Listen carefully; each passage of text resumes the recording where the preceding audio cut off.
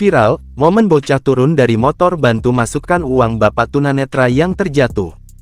Tengah beredar sebuah video yang menampilkan momen seorang bocah menolong seorang pria di sebuah lampu merah.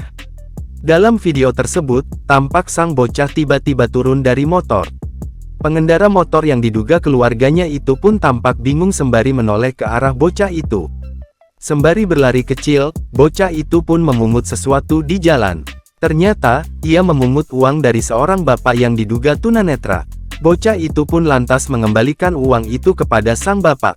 Diketahui, video tersebut viral usai diunggah oleh akun TikTok @bellashintia1, pada Jumat tanggal 6 Oktober tahun 2023.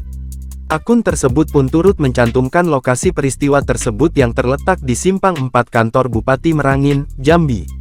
Hingga saat video ini dibuat, unggahan tersebut telah disaksikan sebanyak 1,2 juta kali. Netizen pun ramai memberikan komentar dalam unggahan tersebut.